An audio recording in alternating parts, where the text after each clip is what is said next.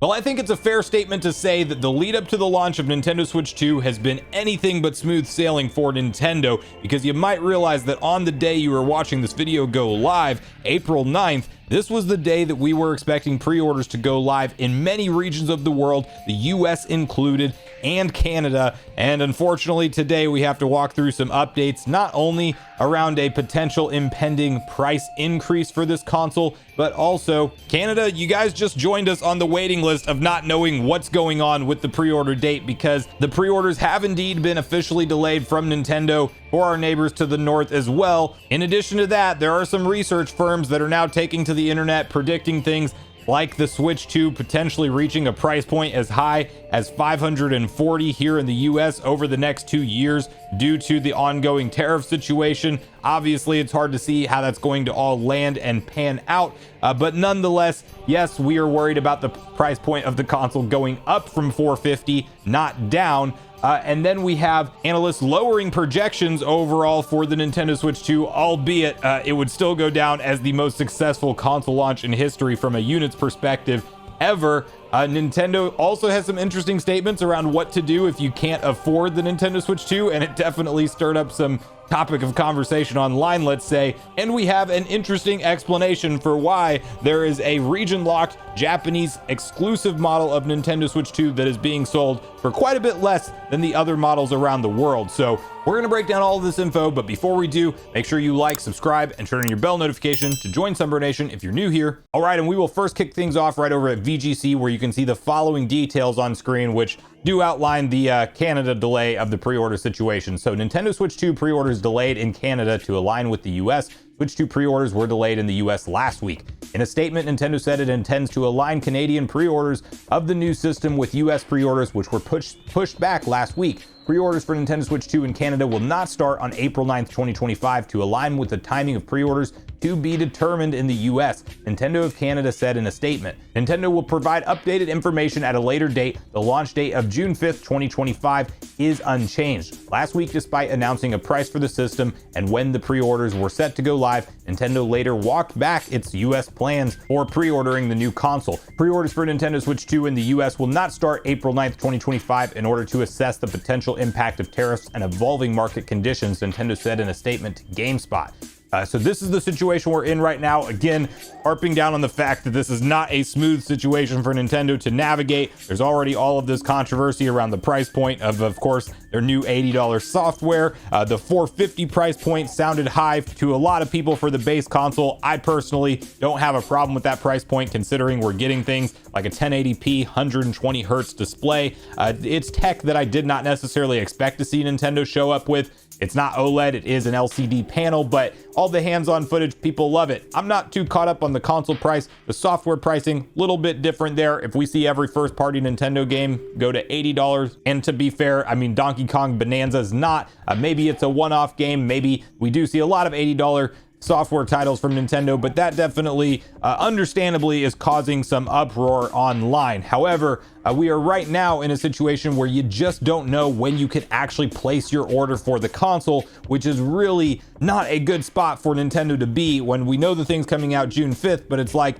obviously the whole reason they are potentially pushing this thing back and waiting to see what happens with this ongoing and evolving tariff situation, which sounds like there's negotiations. Maybe phase one has not gone so well so far between the US and Vietnam. In case you're unaware, might be something upwards of a 46% tariff on that region, and they are the primary manufacturer for Nintendo products, at least when it comes to supplying the US with our consoles. So very obviously a 46% number floating around out there. That's a large impact to the price point on what Nintendo can make off of this console, and understandably so, they are trying to see what's going to happen before selling this thing to us and then having to potentially ask more or maybe go up in price shortly after the first wave of pre-orders. They want to avoid that PR nightmare, so they are trying, and it's going to be rough either way, let's be fair, but they're trying to basically navigate this in a way of saying, we're not pushing back the console launch date, but we need to see what happens. And then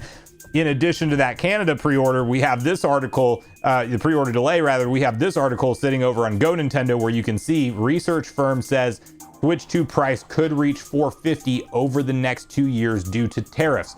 time to bust open the piggy bank. And the long and short of it is that they are basically going off of what Nintendo is asking now, which, to be fair, we do know from Doug Bowser's own comments, the Nintendo of America president. Yes, the Nintendo of America's president's last name is Bowser. A lot of people didn't know that when we referenced him in the last video.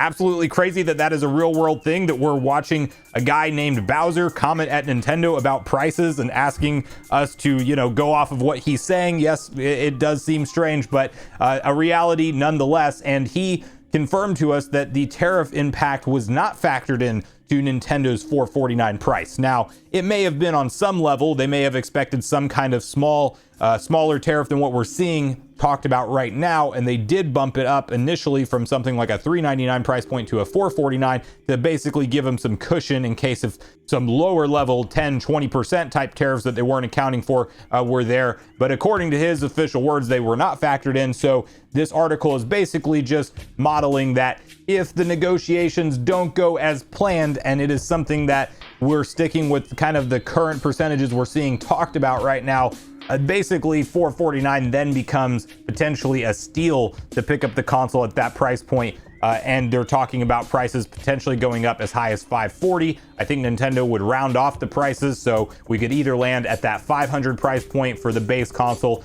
or $550 potentially if things are unchanged in terms of the current tariff situation. So again, not the situation we want to see for Nintendo right now when they're trying to get their new console a good push into the video game market. And despite all of this controversy, while there are some actual reductions in terms of the forecast of the sales of what this console will do, it's still predicted to be the fastest selling console launch in history, period. So analyst firm lowers Switch 2 forecast over tariff pricing concerns, still predicts the fastest selling console ever. The firm still expects Switch 2 to sell 15 million units by the end of the year. That is calendar year that they are talking about. So literally by the end of 2025, they are expecting 15 million units. That is massive. DFC Intelligence, which has been covering the games and digital media industry since 1994, has published its updated insights on the Switch 2's launch. The firm had previously forecasted that Nintendo would sell 17 million Switch 2 consoles by the end of 2025, but it has now revised this down to 15 million consoles due to concerns over pricing in the wake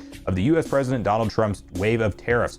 While Nintendo has said Trump's tariffs had no impact on the $449 price point it set for Switch 2, the fact that the company has delayed Switch 2 pre-orders in the US because it wants to assess the potential impact of tariffs and evolving market conditions means the price increase in the US hasn't been ruled out. So again, another article, another data point for somebody basically saying, listen, this thing's still going to be massively successful, but if we're talking about a price increase, obviously there's going to be a certain percentage of consumers that get priced out of looking at this thing at launch. They're going to say, you know what, 550 or 500, whatever the case, that's the point where I hop off this train. I was barely going to justify the 450 and pick up this console at launch, but if you ask me 500, I'm out now. So that is a reality that happens with things like this. And because Nintendo is just leaving us in the dark in terms of when pre-orders go live, and obviously they're just trying to figure out what's going to happen with all of this stuff, it's not a great look and it's not a great time to launch a console. I honestly just wish that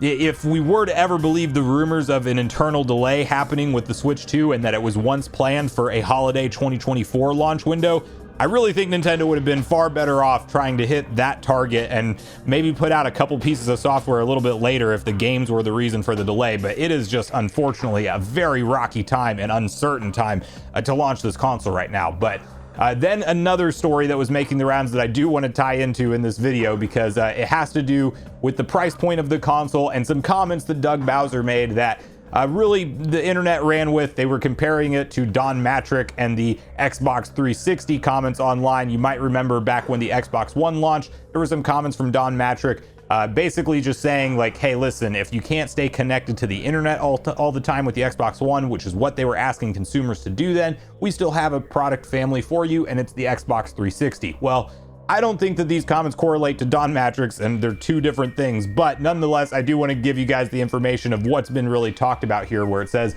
Nintendo understands that some consumers won't be able to afford Switch 2, And the long and short of the article is Bowser told CBC, as we look at the Nintendo Switch 2 and you think about feature sets that I talked about, we believe that the pricing is appropriate for the value of the machine and the gameplay experience overall. We recognize that there are some people that may not be able to afford the Switch 2's price point. That's why we wanted to make other Switch platforms available so people still have an opportunity to come into our gaming universe, be a part of these characters in these worlds, and see value, if you will, in whatever rung of the platform they come in.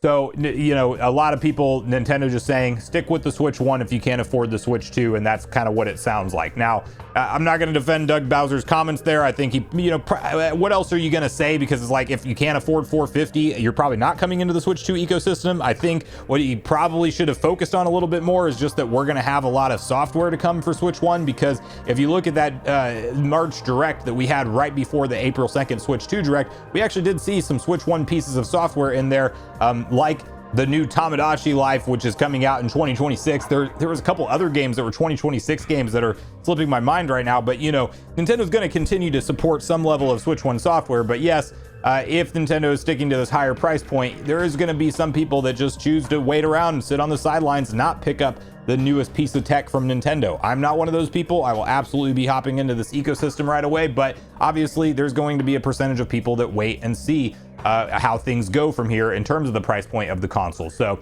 the last thing I want to kind of quickly update you guys on is there is an explanation from somebody who works at Nintendo for why there is a Japanese region locked console that is sold for quite a bit less than the versions you are seeing sold for around the rest of the globe. So you can see this following article from Go Nintendo, which reads, Nintendo explains why Switch 2's region lock option in Japan is considerably cheaper.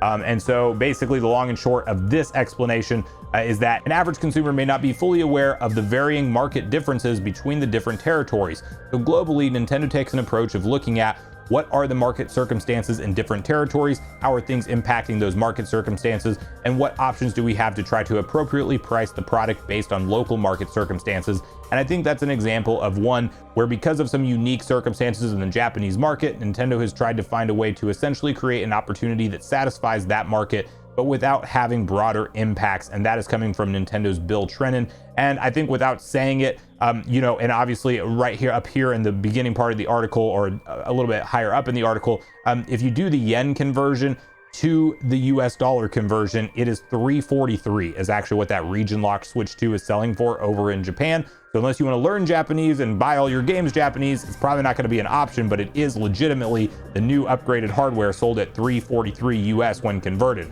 Now, I'm not an economics expert or anything like that, but I do think that there is some talk about basically the conversion rate of USD to the yen right now, and the yen being very weak.